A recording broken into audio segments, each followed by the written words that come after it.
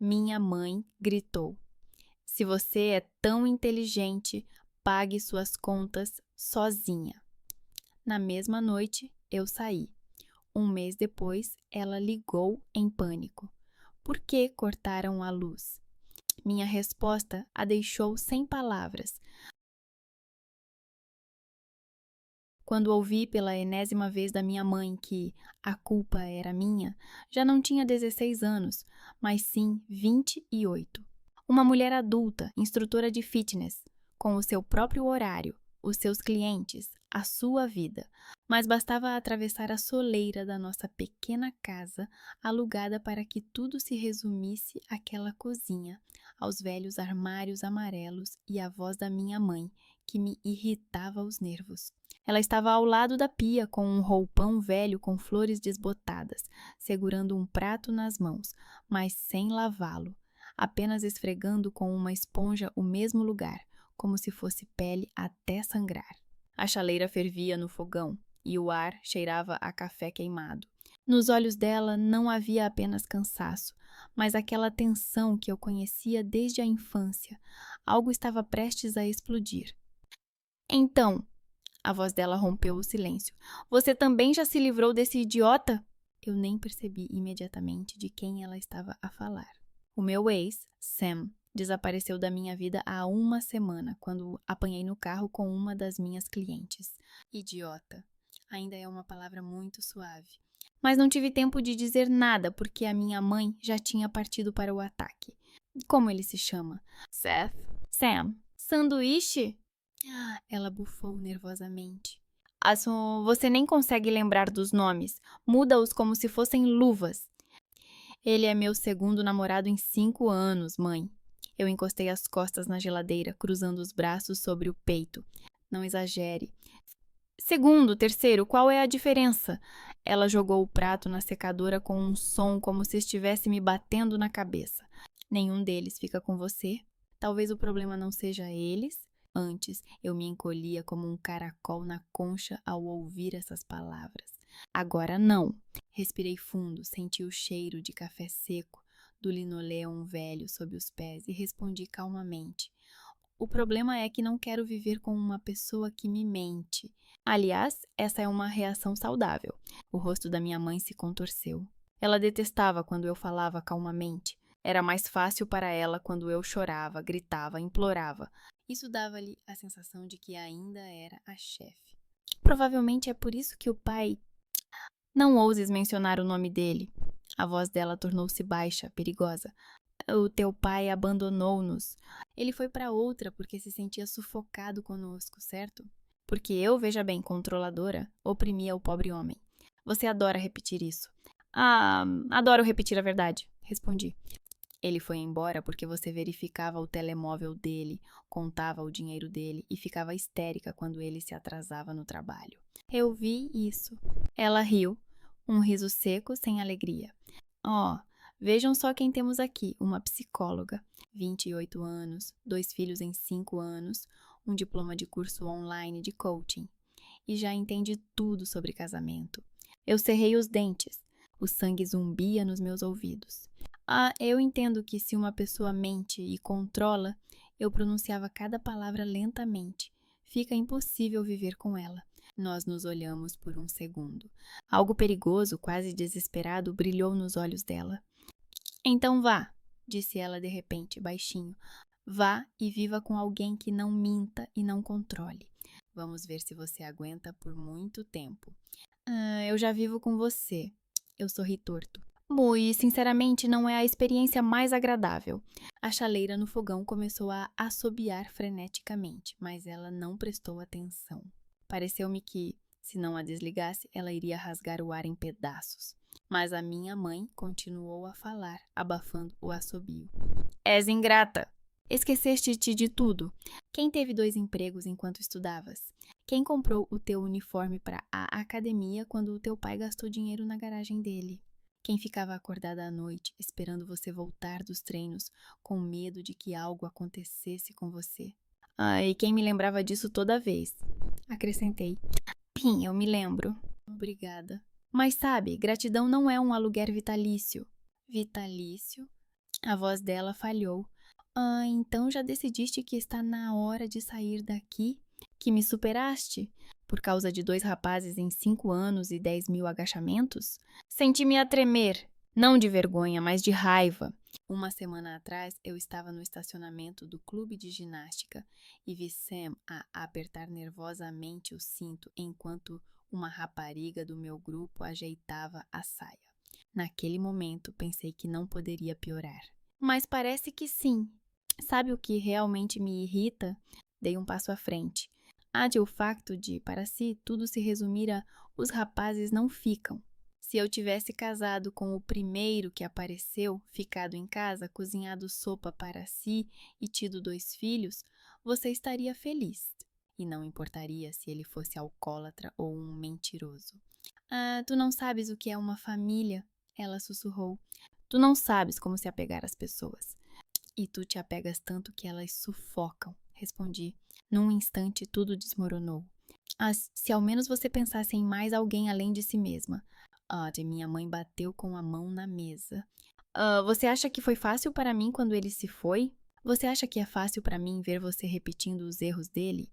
Tu também foges assim que algo não sai como tu planeias. Não, senti um gosto metálico na garganta. Sou inócil. Só estou a dizer como as coisas são, e se isso fere o teu ego frágil, vai para o inferno. Os olhos dela se encheram de lágrimas, mas não eram lágrimas que pediam um abraço. Eram lágrimas que queimavam tudo ao redor. Se és tão inteligente, ela parecia cuspir cada palavra. Então paga as tuas contas sozinha. Ouviste? Sozinha. Minha casa, minhas regras. Se não gostas, a porta está ali. A chaleira finalmente parou. A água tinha fervido. A cozinha ficou estranhamente silenciosa. Senti essas palavras penetrarem em algum lugar dentro de mim, naquele ponto onde antes se escondia o medo de ficar sem casa. Tudo bem, eu disse. Ela se assustou como se eu a tivesse batido. O que é tudo bem? A porta está ali, acenei para o corredor. Eu a vejo. Saí da cozinha tão calmamente como se não estivesse indo empacotar minha vida em malas, mas apenas trocar de roupa. No meu quarto, tirei uma velha bolsa de ginástica debaixo da cama e abri o armário. No início, as minhas mãos tremiam um pouco, mas em poucos minutos eu já estava a arrumar as coisas mecanicamente. Uniforme para a academia, tênis, leggings esportivas, jeans, algumas camisetas, moletom, maquiagem, em uma pequena bolsa de cosméticos, laptop, na mochila, documentos, em uma pasta separada. O telemóvel vibrou várias vezes. Mensagens no chat de clientes, lembretes sobre o grupo da manhã. Respondi apenas a uma, a Lynn, que escreveu que a vizinha dela estava a sair e que o quarto estava a ficar vago. Preciso de um lugar para morar o mais rápido possível. Digitei. Se a sua oferta ainda estiver de pé, vou hoje mesmo com as minhas coisas. A resposta veio quase imediatamente. Venha, vou lhe dar as chaves.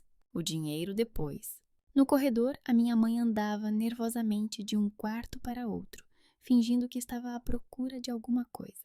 Ela não falou comigo durante os 40 minutos seguintes, enquanto eu ia à casa de banho, levava as malas até a porta e fazia barulho com os fechos.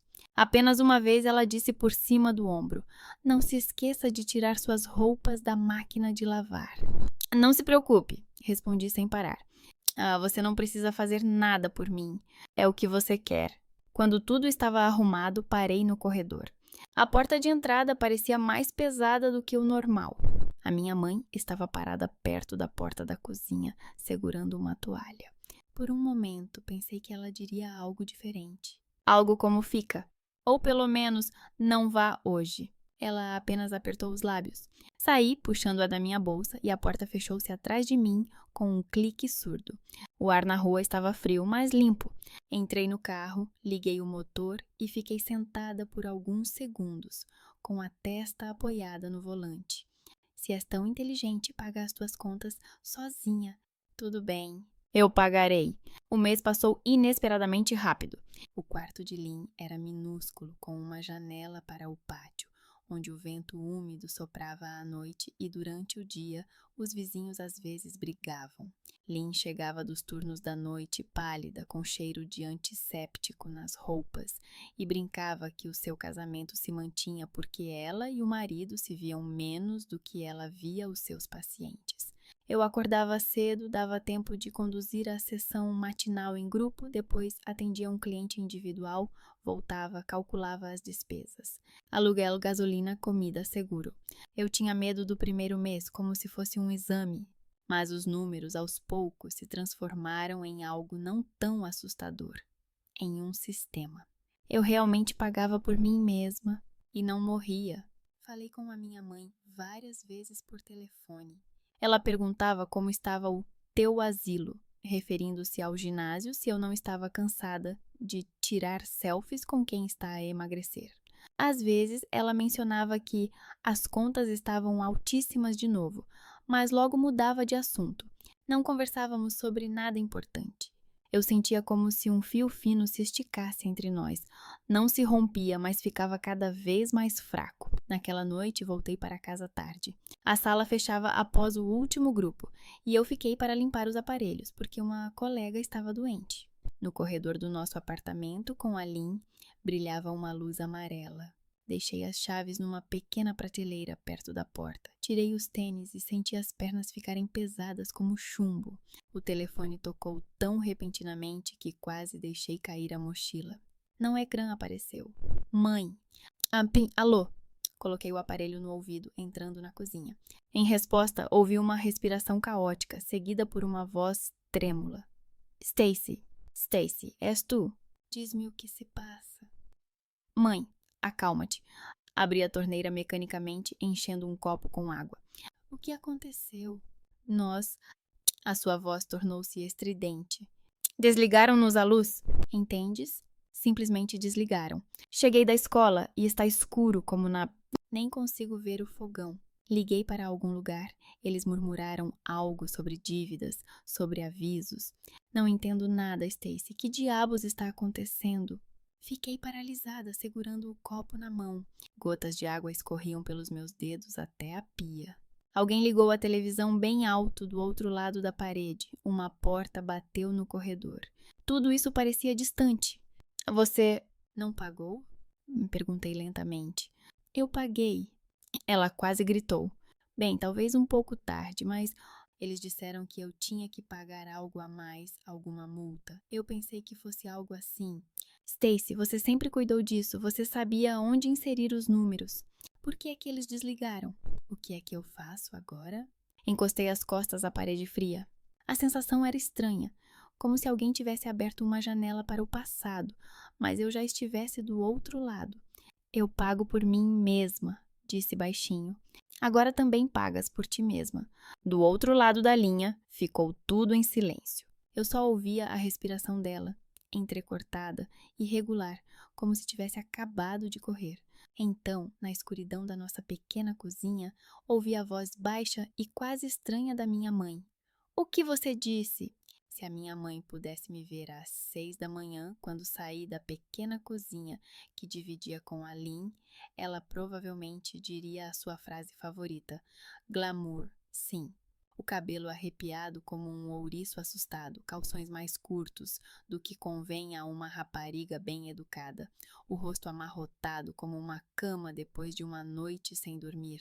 A vida independente tinha muito pouco a ver com aquelas imagens das redes sociais, onde as raparigas bebem café com leite à janela e escrevem "O meu caminho". Eu servia café instantâneo barato em uma caneca rachada e tentava não olhar para o ímã na geladeira. Uma casinha de plástico, presente da minha mãe, quando eu ainda estava na faculdade. Na época, ela disse, para que você sempre tenha um lar. Agora, aquele ímã parecia uma piada de mau gosto. Se voltares a dizer a palavra contas, vou simplesmente sair pela janela, murmurou Lynn, sentada à mesa, enrolada num velho roupão com o logótipo do hospício. Eu só disse aluguel, respondi. É uma palavra diferente. Ah, para mim, são todas a mesma coisa. Ela suspirou, esfregando os olhos. Trabalho à noite para que um senhor de terno não desligue a minha luz. Romântico, não é? Sorri com o canto dos lábios. Gosto do teu otimismo. Não é otimismo, é cafeína. Ela acenou para a minha caneca. A propósito, vais andar a pé novamente hoje? Não, hoje vou de carro. Engoli o líquido quente. Tenho 2 sessões individuais depois do grupo. Não vou ter tempo de andar de autocarro. Lynn olhou para mim como se a palavra orgulho estivesse girando em sua cabeça, mas ela decidiu não dizê-la em voz alta. Só não morra de exaustão, ela disse.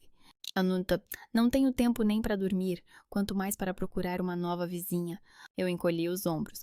Se eu morrer, o senhorio encontrará alguém que pague em dia. Essa é a vantagem do sistema.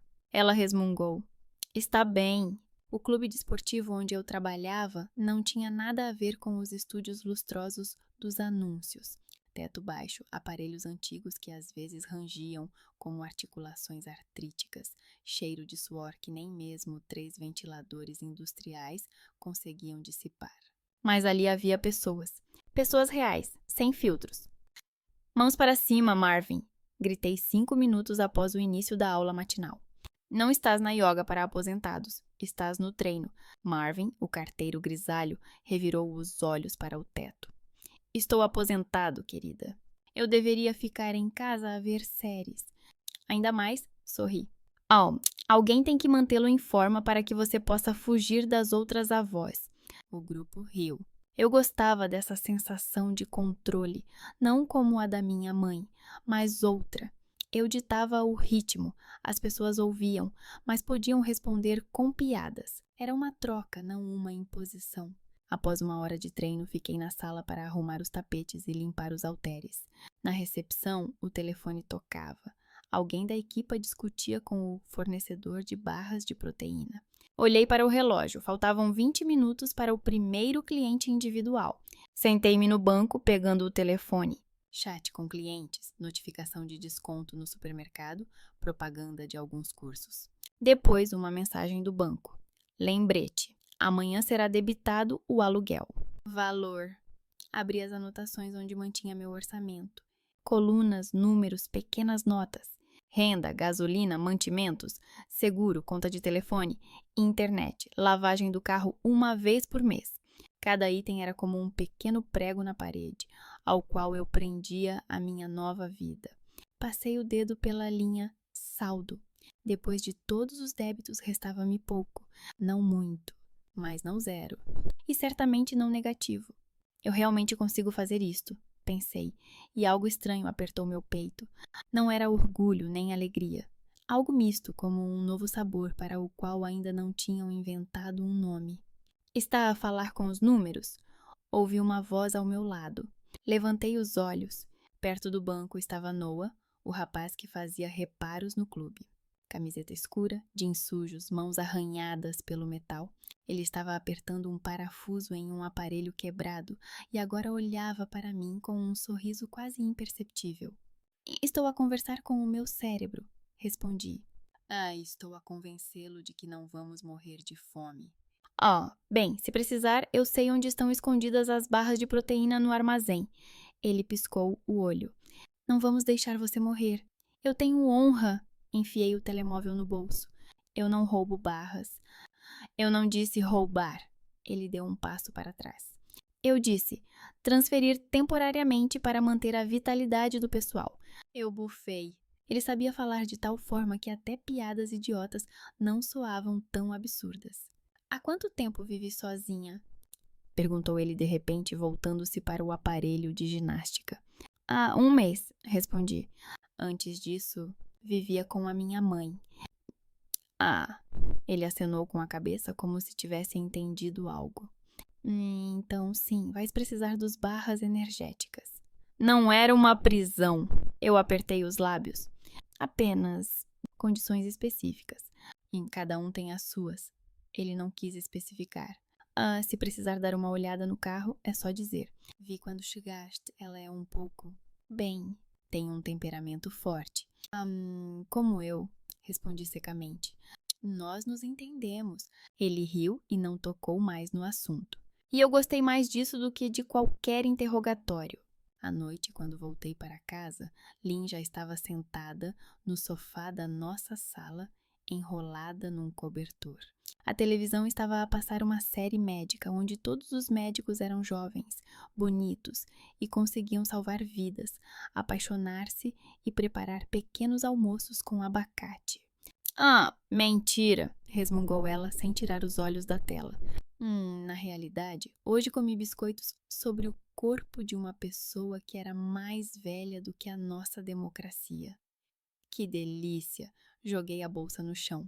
Como foi o turno? Uma morte, 2 escândalos, 3 vezes eu chamei um paciente de idiota. Ela se esticou para alcançar o controle remoto. E como foi a sua sala? Modesty, 10 agachamentos, 20 reclamações, $30 de gorjeta. Eu dei de ombros. Cansaço do tipo, estou com preguiça de desabotoar o sutiã? Esse é o meu nível constante. Ela se moveu, abrindo espaço para mim. Senta-te, vamos apodrecer juntas. Sentei-me, puxei o portátil para mim e abri a tabela com o orçamento. Lynn deu uma olhada e fez uma careta. É mais fácil não enlouquecer assim, expliquei. Quando está tudo na cabeça, é pânico. Quando está no ecrã, é matemática. Sempre soube que o desporto é uma seita. Ela suspirou. Ou estás a provocar pior do que a minha mãe, ou isso é um elogio. Eu ri. Ainda não cheguei ao nível da tua mãe. Não te preocupes, disse Lynn, pegando nas batatas fritas. Ela ligou-te? Fiquei paralisada por um segundo, olhando para o cursor a piscar na tabela. Hoje não, respondi. Ontem ela escreveu a perguntar se eu não tinha esquecido o meu cachecol velho e disse que o leite tinha ficado mais caro na loja. Essa foi toda a conversa. Que fofo, disse Lynn, acenando com a cabeça. E com a minha mãe, toda a conversa se resume à frase: quando é que você finalmente vai me dar netos? Já estou a pensar em comprar um cão e explicar que é um novo tipo de criança. Sorri, mas por dentro senti um aperto. De repente, desejei que a minha mãe também perguntasse sobre netos, sobre qualquer coisa, menos sobre dinheiro. Ela raramente... procurei as palavras certas. Raramente fala sobre como estão as coisas. Apenas trivialidades. Colegas, alunos, o tempo. Sobre cansaço, entre outras coisas. Sobre contas, ainda mais raramente. Orgulhosa? Esclareceu Lynn. Control freak, corrigi. Se ela admitir que algo não está a correr bem, significa que o mundo desabou. Bem, cada um tem os seus divertimentos. Lynn virou-se para o lado. Tu também não pedes ajuda a ela? Nem quero, respondi automaticamente. Depois do que ela disse, não vou voltar a ser a carteira dela. Lynn olhou para mim por baixo do cobertor. Os teus lábios dizem isso, mas os teus olhos estão tristes. É por causa do monitor, respondi. A luz azul. Ela não insistiu, e essa era mais uma razão pela qual eu podia viver com ela. Ela sabia quando parar. Quando ela foi tomar banho, acrescentei mais algumas linhas à tabela. Receitas da semana, despesas dos últimos dias. Os números se alinhavam obedientemente, como soldados em uma parada. E de repente, entre eles, surgiu uma imagem, as quantias que eu gastava anteriormente na casa da minha mãe. Comida, contas para pequenas ajudas. Sem querer, calculei quanto isso representava por mês. Não parecia mais uma ninharia. Era o que sustentava o orçamento dela. Ela dizia que estava a dar conta, pensei. Que ela cuidava de tudo sozinha. Então ela estava a mentir? Ou simplesmente não queria ver isso? O telefone vibrou. Não ecrã. Mãe. Fiquei parada por um momento, depois apertei atender. Olá, disse eu. Não estás a dormir? Perguntou ela com a voz cansada, mas forçadamente calma. Lá na tua residência universitária, devem estar a fazer festas até de manhã. Estamos a ver uma série sobre médicos perfeitos e a comer batatas fritas, respondi. A máxima libertinagem. O importante é que aquele seu... Como é mesmo? O marido da Lynn? Sugeri. Jordan. Sim. Ela suspirou. Que ele não entre no seu quarto. Eu conheço pessoas assim. Ele chega a casa às 7 da manhã, diz olá e vai dormir. Virei-me no sofá. Temos um triângulo amoroso com uma almofada. Ela resmungou, mas não sorriu. Eu ouvi. A pausa prolongou-se. Como está a escola? Perguntei finalmente. Como sempre, ela suspirou cansada. As crianças não estudam. Os pais acham que lhes devemos algo. O diretor economiza em tudo. Hoje cheguei em casa e pensei em tomar um banho quente, mas a água estava quase fria. Provavelmente estão a economizar no gás. Fiquei em silêncio. Se realmente estavam a economizar no gás ou se ela simplesmente não tinha pago a tempo, eu não sabia. E não perguntei. Tio, ela fez uma pequena pausa. Tu estás bem aí? Sim, respondi. Há muito trabalho. Nem sempre há dinheiro para tudo o que se quer, mas para o que é necessário. Sim, pago o aluguel caro, tudo o resto. Bem, já que és tão inteligente, a sua voz ficou ligeiramente mais tensa. Eu não tinha dúvidas. Eu também, disse eu. E não havia desafio nisso, apenas um facto. Tudo bem. Ela mudou rapidamente de assunto. Queria dizer que vi a tua foto nas redes sociais. Estás lá com uma senhora na sala. É tua cliente? Sim, sorri involuntariamente. A senhora Carver. Ela tem 74 anos. Ela agacha-se melhor do que algumas das minhas colegas da mesma idade. E ela paga pelos treinos? A voz da minha mãe revelou um tom quase imperceptível de inveja. Paga, respondi. E ainda me traz biscoitos. Até engordei 1 quilo com ela. O importante é que não seja 10. Ela imediatamente se agarrou a isso. Tu sabes que na nossa família todos têm tendência para isso. Revirei os olhos, mas me contive. Preciso dormir, disse eu. Amanhã vou acordar cedo. Sim, sim, ela concordou rapidamente. Eu também. Amanhã tenho 2 aulas seguidas com a 5ª série. É pior do que uma guerra. Boa noite. Boa noite. A voz dela suavizou-se por um instante. E não se esqueça de que você tem um lar. Apertei o telefone com mais força contra o ouvido. Lar é onde não te expulsam, disse baixinho. Lembras-te? Ela inspirou profundamente e depois expirou. Não comeces, Stacy. Estou cansada. Eu também, respondi. Dorme. Desliguei primeiro. O ecrã apagou-se e na escuridão do quarto refletiu-se a minha silhueta. Uma mulher cansada a tentar recuperar o equilíbrio. A Lynn voltou da casa de banho, secando o cabelo com uma toalha. Ela irrita-te, constatou ela, olhando para o meu rosto. Ela me criou, corrigi. É mais profundo do que simplesmente irritar. Mãe, e você ainda vai ajudá-la algum dia? Lynn jogou a toalha no encosto da cadeira. Não precisa responder. Eu vejo tudo. Eu respondi automaticamente. Ela disse que mal tem água quente. Talvez não tenha apago o gás. Lynn encolheu os ombros. Ou como é aí? Não sei o que vocês fazem na vossa casa maravilhosa. Ela dizia que controlava tudo. Eu encostei os joelhos ao peito. Eu sempre disse isso. As pessoas que controlam tudo caem mais alto. Lynn clicou no controle remoto e desligou a televisão. E nunca pedem para serem amparadas. Não vou ampará-la, respondi automaticamente. É uma escolha dela. Ela mesma disse isso. Lynn já estava a entrar debaixo do cobertor. Só não se esqueça de que, quando ela cair, você também ouvirá esse som. Deitei-me no meu pequeno quarto, olhando fixamente para o teto. Em algum lugar atrás da parede, a cidade fazia barulho. Alguém ria, alguém xingava, alguém colocava música muito alta. Eu pensava nos números da tabela, nas despesas, no facto de que eu realmente poderia viver sozinha. E na frase da minha mãe, eu mal tenho água quente. Ela está a dar conta do recado. Repeti para mim mesma. Ela queria pagar sozinha. Ela é adulta. Ela sabe o que estás a fazer. O telefone estava ao meu lado na mesinha de cabeceira com o ecrã escuro. Estiquei o braço, toquei-lhe, mas não o peguei. Se ligasse agora e perguntasse: pagaste o gás? Seria um passo atrás. Significaria que a frase dela ainda me mantinha acorrentada. Retirei a mão, virei-me para o lado e fechei os olhos. Amanhã de manhã esperavam-me exercícios, agachamentos, risos, suor e novos números na tabela. Eu tinha a minha casa, pequena, alugada, sem os ímãs da minha mãe no frigorífico, e eu ia ficar nela. O primeiro sinal de que a minha vida estava a melhorar não foi o dinheiro e nem mesmo os tênis novos. O primeiro sinal foi o momento em que, pela primeira vez em muito tempo, não verifiquei o telemóvel logo após o treino.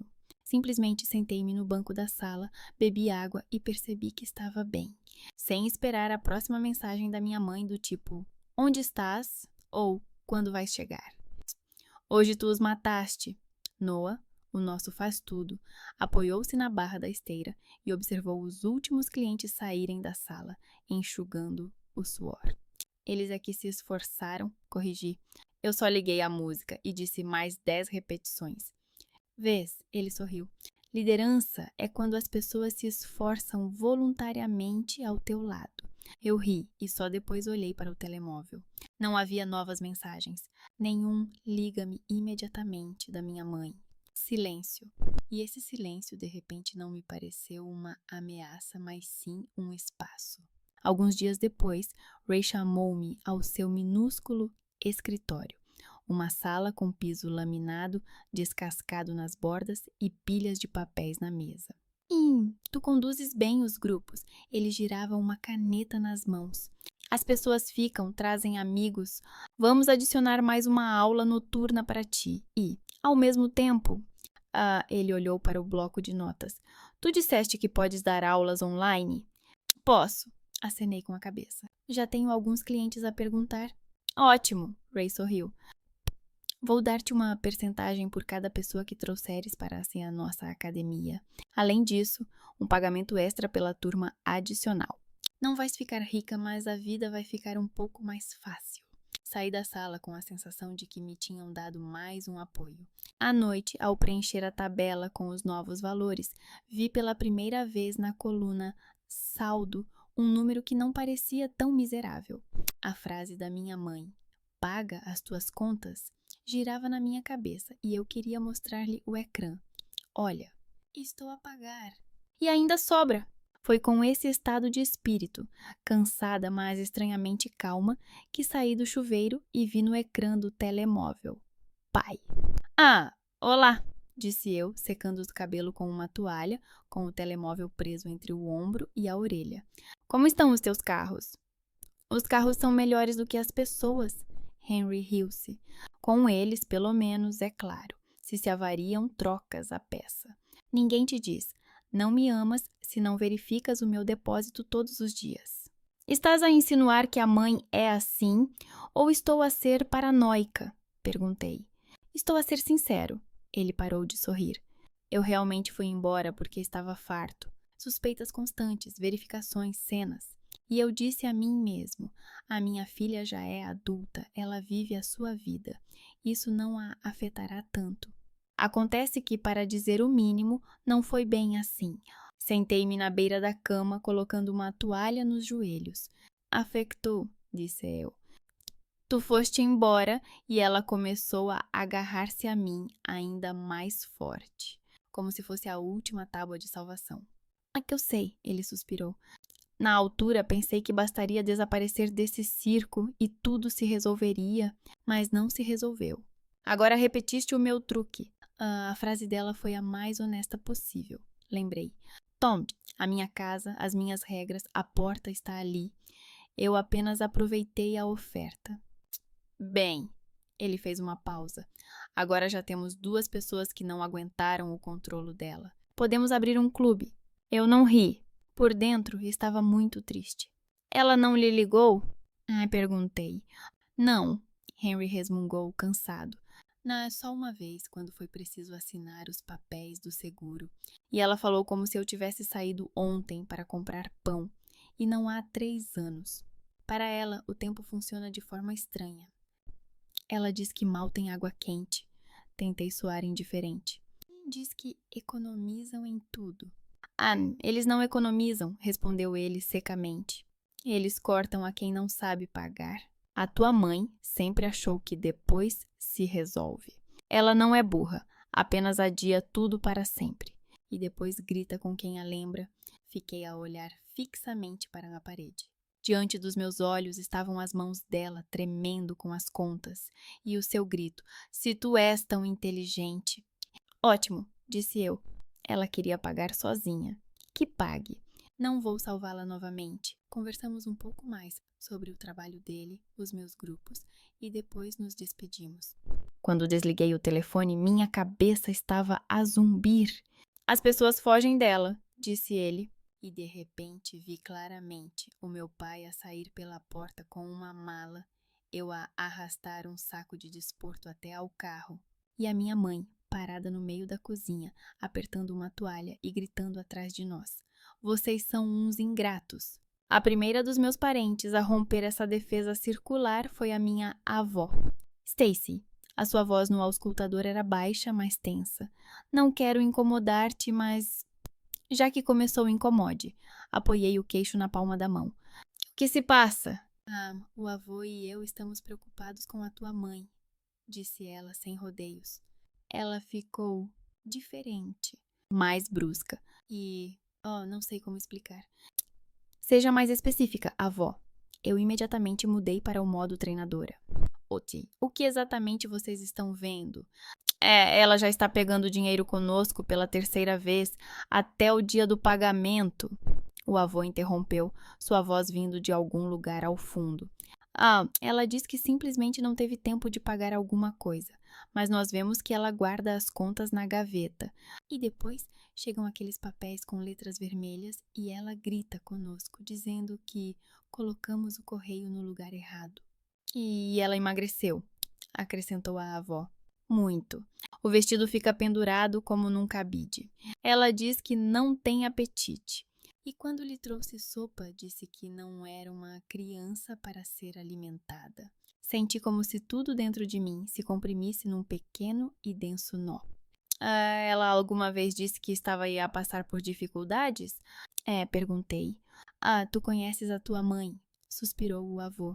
Para ela, a palavra difícil é como admitir a derrota. Ela só repete que está tudo sob controle e vai dar um jeito. E depois anda por aí como uma máquina a discutir com toda a gente. Ontem ela gritou conosco só porque perguntamos como ela estava a dormir, acrescentou a avó.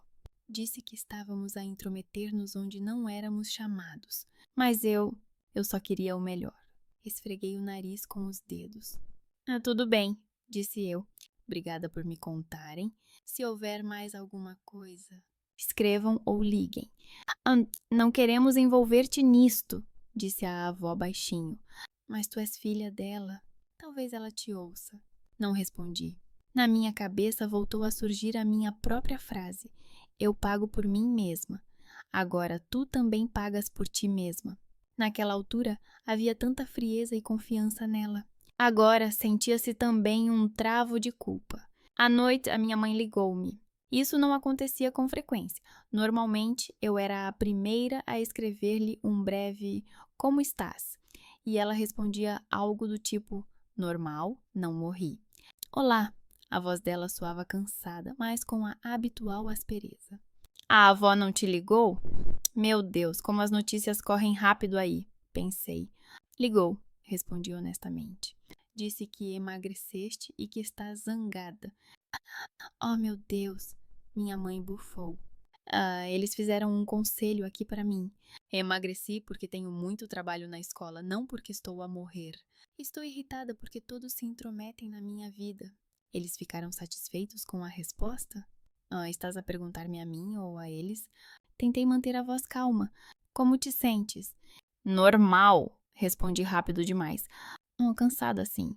As crianças na escola estão simplesmente enlouquecidas. E essas contas, tudo está a ficar mais caro. Mas fui eu que quis pagar. Eu mesma e pago. A última frase continha tanta ironia que me deu vontade de bater com o punho na mesa. Foi a tua escolha, mãe, lembrei-lhe. Não te pedi para me expulsares. Não te expulsei, ela respondeu bruscamente. Eu disse a verdade. E tu, como sempre, fizeste disso um drama. Drama é quando te desligam a luz. Senti a velha raiva ao subir. Quando me ligas em histeria e perguntas por quê. E eu digo que agora só pago por mim. Isso é drama. E o facto de eu ter arrumado as minhas coisas e ido embora, isso é uma conclusão lógica. Houve uma breve pausa no auscultador.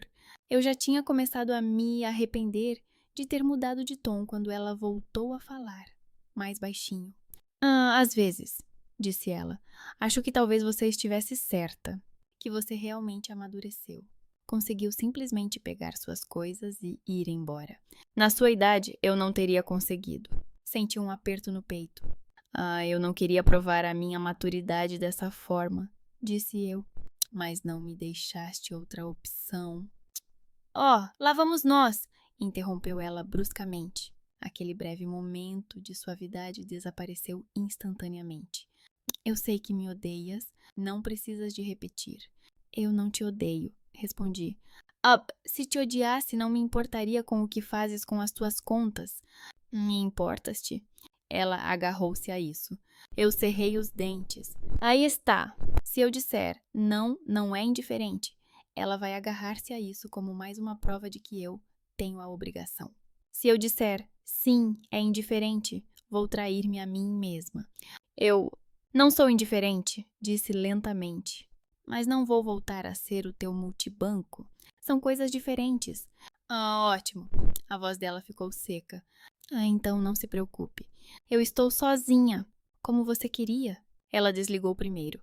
Eu segurei o telefone perto do ouvido por mais alguns segundos, ouvindo os toques. Depois, joguei-o na cama e sentei-me sentindo tudo ferver dentro de mim. Ela é adulta, ela vai dar conta. Era o que o meu pai costumava dizer sobre ela. Ela é adulta, ela vai dar conta.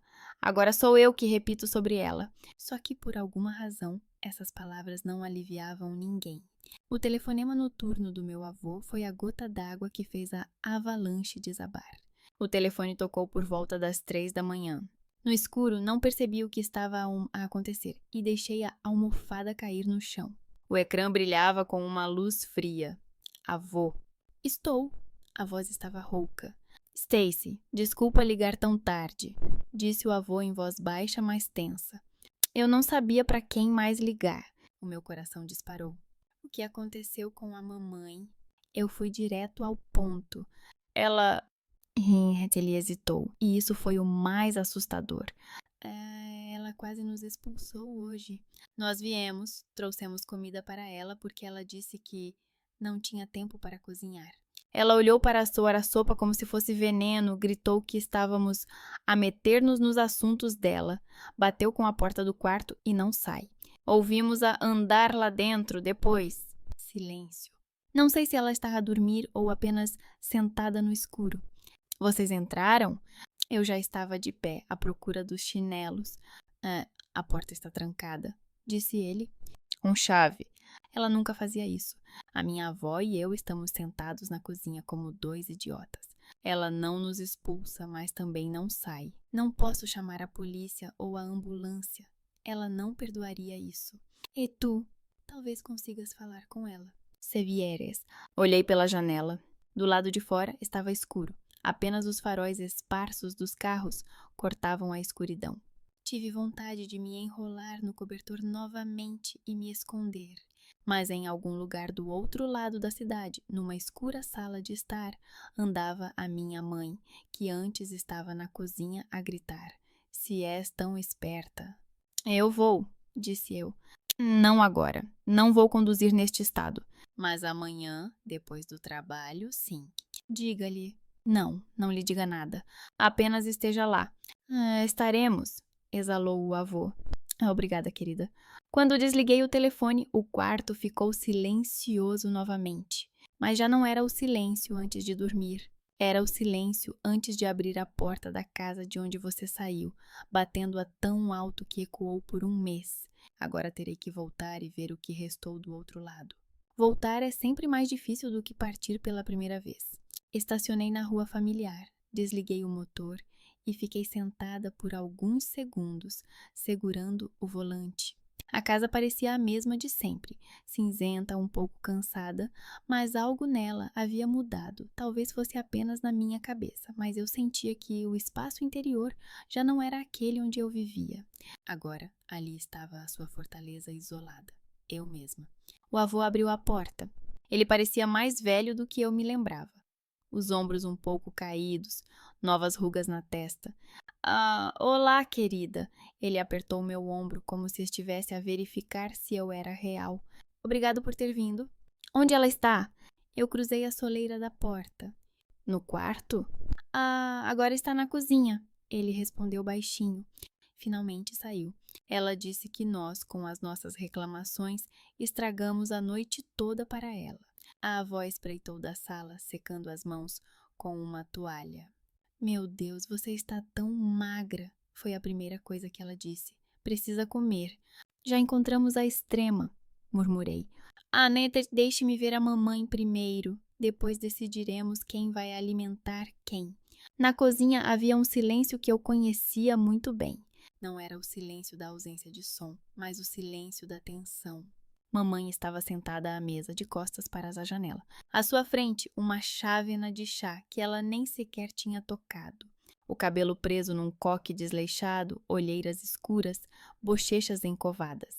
Ela parecia alguém que tinha passado por uma longa gripe, só que em vez de febre, ela tinha contas a pagar. Havia uma pilha de envelopes espalhados sobre a mesa. Alguns estavam abertos, outros ainda lacrados. Vi logotipos familiares de empresas, linhas vermelhas com as palavras aviso, dívida, notificação final. Olá, disse eu, encostando-me à ombreira da porta. A minha mãe ergueu os olhos. No primeiro momento, algo parecido com alívio passou por seus olhos, mas ela rapidamente escondeu isso, colocando sua máscara habitual. Ah, ó! Ela engoliu em seco. Nossa estrela do fitness veio para uma auditoria? Vim porque o avô ligou à meio da noite, respondi. É um pouco mais do que uma revisão. Ela torceu os lábios. Eu disse que eles estão a tornar-me inválida. Simplesmente fechei-me no quarto para não ouvir os seus tende, faça isto, faça aquilo. E pronto. E eles já estão em pânico. Tu trancaste-te? Dei um passo à frente. Por algumas horas. Eles pensaram que algo tinha acontecido contigo. Estou ótima.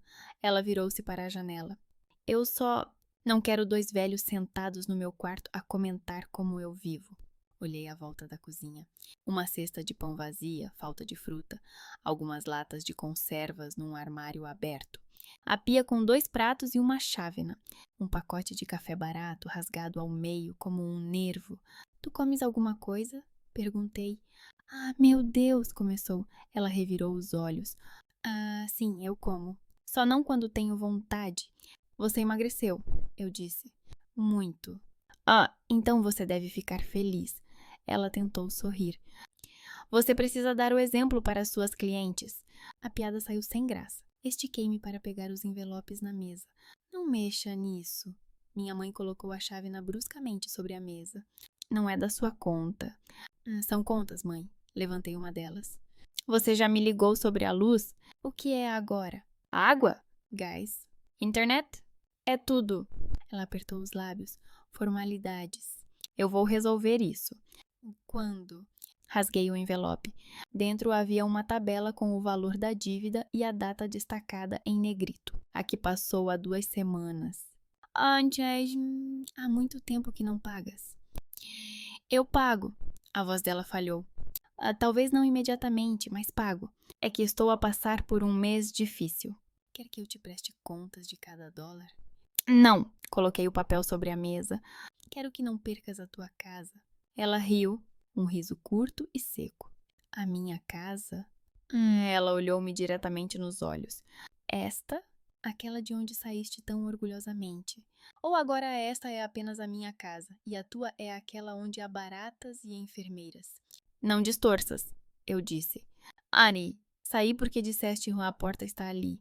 E porque me cansei de ser uma pessoa que faz tudo e, em troca, ouve que vive como uma hóspede. Carregava? Ela abriu os braços. Achas mesmo que carregava? Foi como se tivesse levado um golpe. Eu pagava as compras, comecei. Parte das contas. Internet. Um monte de pequenas coisas que tu nem notavas. Eu não dizia nada porque era a minha parte na família. Lembras-te dessa frase? Ela estremeceu como se eu tivesse tocado num ponto sensível. Era verdade, disse ela.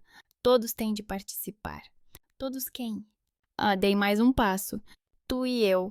Porque o pai foi embora e tu decidiste que eu era o teu novo parceiro para pagar as contas. Só que um parceiro sem direito a voto. Durante anos tu disseste que carregavas tudo sozinha. Mas quando comecei a contar, descobri que metade era minha. Tu nem sequer querias ver isso. Eu não te pedi para contar. A voz dela ficou surda. Eu pedi para ajudar. Tu moravas aqui. Comias, dormias, usavas luz, água. Achas que tudo isso cai do céu? Não. Senti as mãos tremerem. E foi por isso que me mudei, para pagar pelo que consumo onde moro. Mas você também disse que queria pagar pelo que consome. Aqui está. Acenei para os envelopes. O resultado. Ela baixou o olhar. Os dedos, que sempre foram fortes quando ela tocava piano, agora giravam nervosamente a caneta. Ela parou no meio da frase. Eu pensei que conseguiria. As contas continuavam a chegar, como antes. Só que aumentaram. Gás, luz, seguro, reparação do telhado. Essa maldita internet. Cansei de olhar para os números e adiei. E então? Então começaram a cortar, concluí. Ela acenou com a cabeça quase imperceptivelmente. E eu não queria ligar para ti. A sua voz tremeu. Porque, como isso iria parecer? Eu disse para ti que era sozinha. Que, se tu és tão inteligente. Ela engoliu em seco. Ambas ficamos em silêncio. O silêncio esticou-se entre nós como uma borracha pronta para estalar ou saltar na nossa cara. Tinha medo de ficar sozinha, disse ela de repente, sem olhar para mim, para um ponto qualquer na mesa. Quando ele se foi, pensei que não iria aguentar.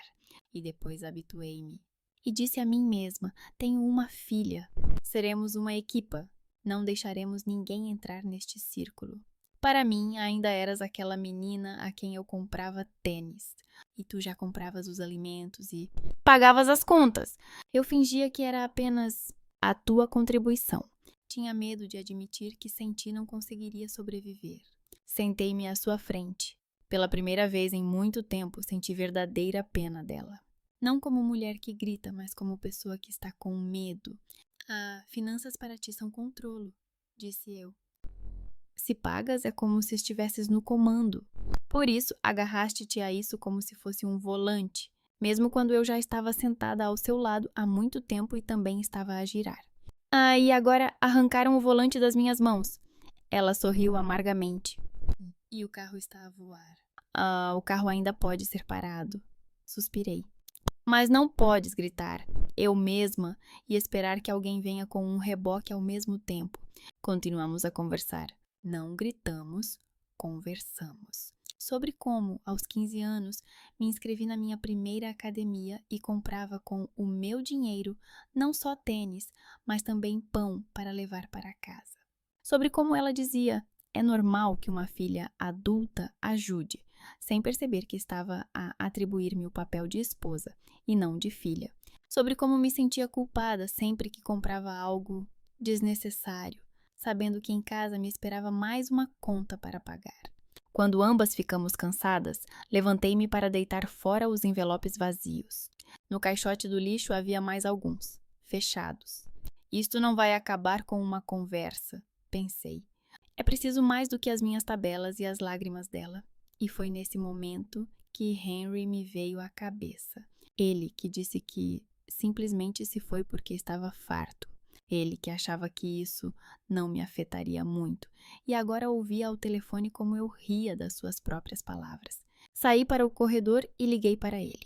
O avô e a avó estavam sentados na sala fingindo assistir televisão sem som. Olá! A voz de Henry estava um pouco ofegante, como se ele estivesse puxando algo. Não estás na sala? Não, eu encostei as costas na parede. Estou na casa da minha mãe. Em casa. Ficou tudo silencioso do outro lado da linha. Bem, disse ele, conta. Aqui. Olhei para a cozinha, onde Marianne estava sentada atrás da porta. A geladeira está vazia. Envelopes com linhas vermelhas estão sobre a mesa. Ela emagreceu tanto que o vestido fica largo. Dorme mal, come qualquer coisa, discute com os avós por terem trazido sopa. Tudo como sempre, só que sem a reserva de resistência. Ele não me interrompeu. Eu só ouvia a sua respiração e, em algum lugar ao fundo, um barulho surdo de metal. Ela ainda se agarra ao eu mesma, continuei. Não pede ajuda, mesmo agora. Simplesmente rejeita qualquer tentativa de se aproximar dela. Diz que vai dar um jeito nas contas. Mas pelos papéis dá para ver que não. Mais uma pausa, mais longa. E tu? O que pensas fazer? Perguntou ele. Não vou me intrometer entre vocês novamente, respondi honestamente. Não sou contadora nem psicoterapeuta. Posso sentar com ela uma vez para analisar a tabela, mas não vou viver aqui no lugar dela. Já me mudei e não vou voltar. Entendo, disse ele baixinho. É que tu a conheces. E sabes que ela não admite a derrota, mesmo que já tenha apenas pedaços queimados nas mãos. Ele demorou a responder. Eu já quase ouvia na minha cabeça o seu não posso. E então ele disse algo completamente diferente. Lembro-me da morada, exalou. Chegarei em breve. Ele desligou o telefone e eu voltei para a cozinha. Era o pai? A mãe ergueu as sobrancelhas. Ela estava a ouvir, é claro. As paredes aqui são finas. Sim, não menti. Ele virá. Ela ficou imóvel, os dedos apertaram novamente a maçaneta. Para quê? Perguntou baixinho.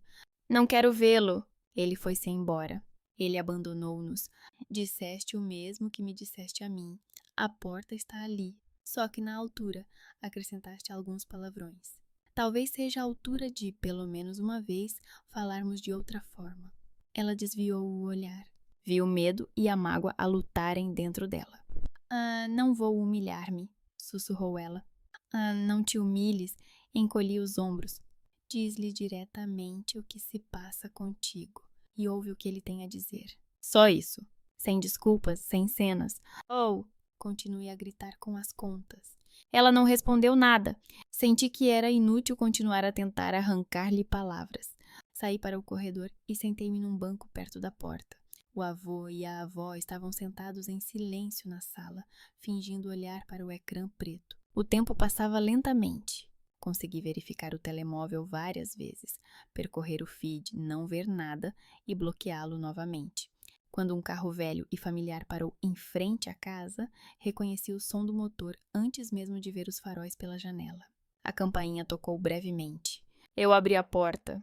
Henry estava na soleira, vestindo jeans de trabalho e uma camisa limpa, mas amarrotada. Seu cabelo estava um pouco grisalho e suas mãos ainda estavam cobertas de pequenos arranhões. Ele olhou para mim e acenou levemente com a cabeça. Olá, disse ele. Olá, respondi. Ela está na cozinha? Ele queria perguntar alguma coisa, mas eu já tinha colocado o casaco nos ombros. Vou sair, disse eu. Vou dar uma volta pelo bairro, ou vou ficar sentada no carro. Vocês conversem. Ele apertou o meu ombro. Tudo bem, disse ele baixinho. Vai, nós vamos dar um jeito. Afastei-me, deixando-o passar. Da cozinha ouviu-se o som de uma cadeira a ser movida e a voz da minha mãe, curta e seca. Oh, milagre! Um fantasma do passado. Saí para o pátio, fechando a porta atrás de mim. O ar outonal bateu no meu rosto com o seu frescor. Encostei as costas na parede da casa e enfiei as mãos nos bolsos. Por trás da parede fina estavam os dois, as pessoas que antes decidiam tudo por mim. Agora, pela primeira vez, eles teriam que conversar sem a minha tradução. Eu não sabia como isso terminaria, com reconciliação, com uma guerra ainda maior, com silêncio. Eu só sabia que, quando a porta se abrisse novamente, eu não voltaria mais para o mesmo cenário. Passaram-se cerca de 7 meses desde aquela noite em que meu avô ligou e pediu que eu fosse visitá-lo. Durante esse tempo, aprendi uma coisa com certeza.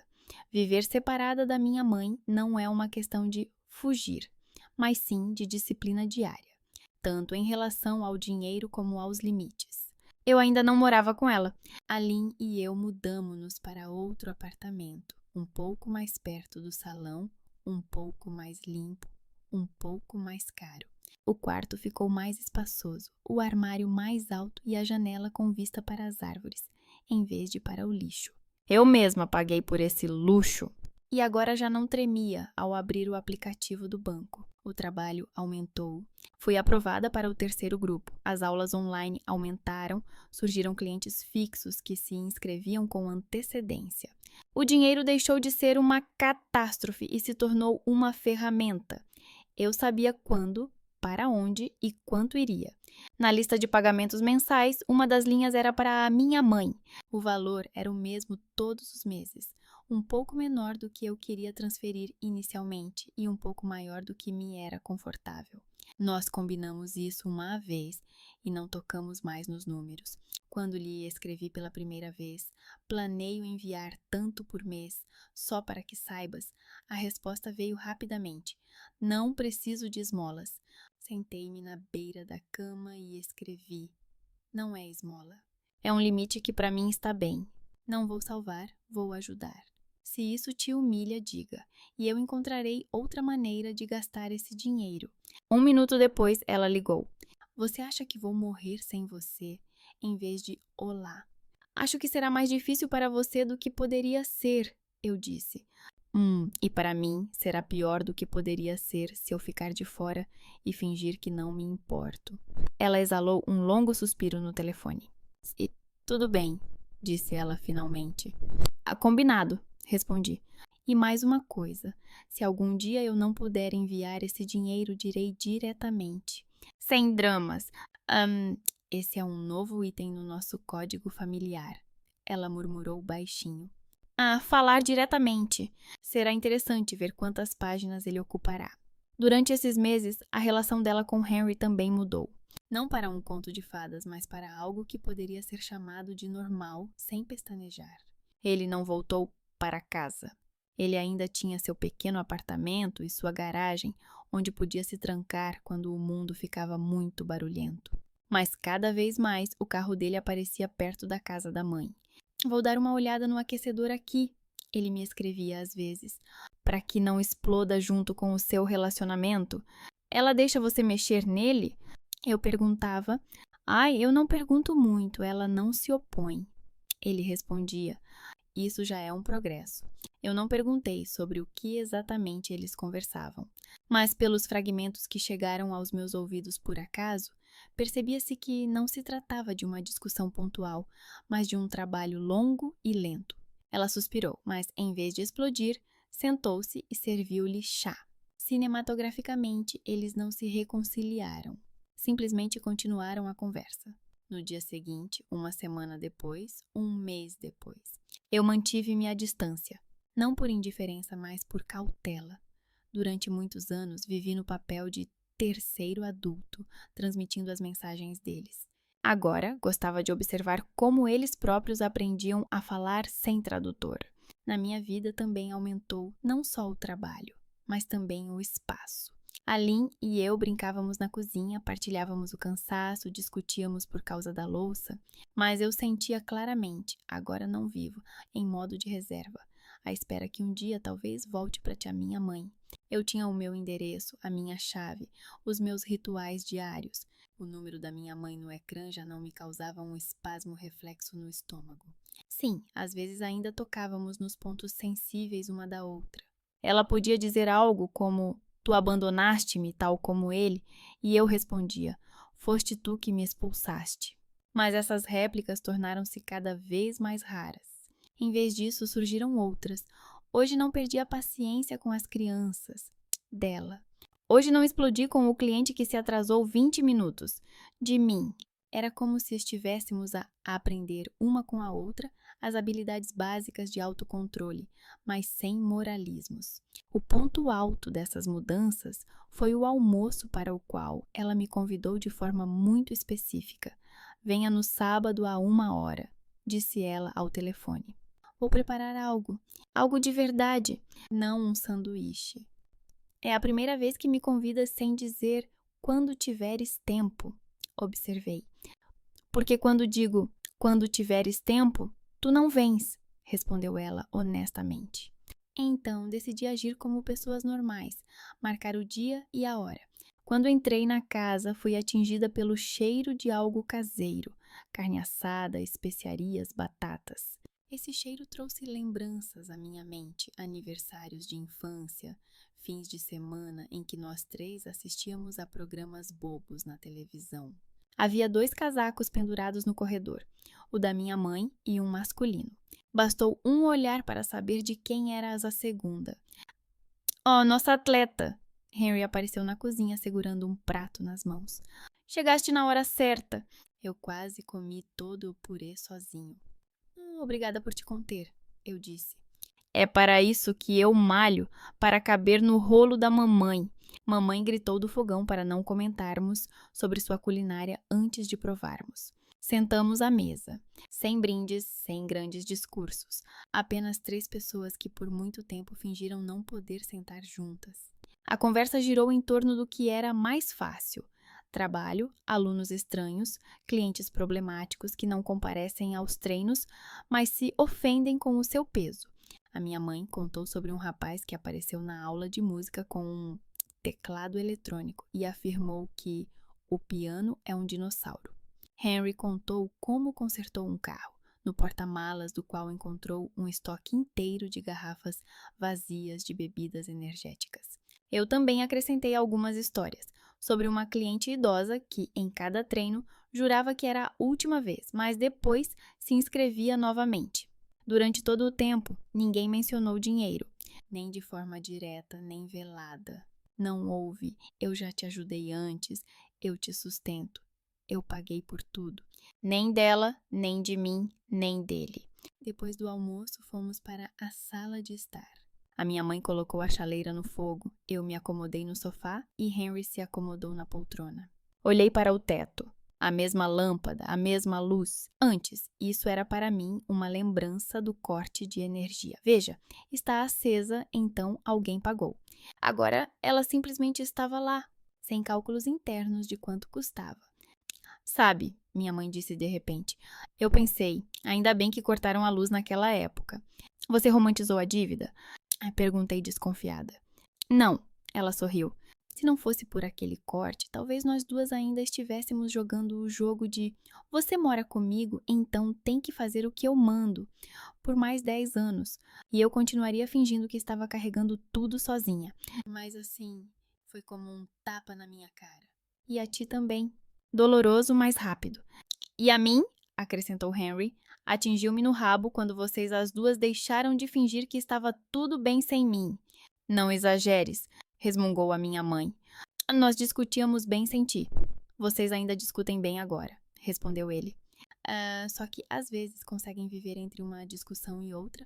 Eu ouvia-os e percebia que, antigamente, essas frases me irritavam. Agora soavam como um ruído de fundo familiar, sem que cada palavra fosse uma facada. Se algum dia eu tiver filhos, disse de repente, não quero gritar para eles. Se você é tão inteligente, mesmo com raiva.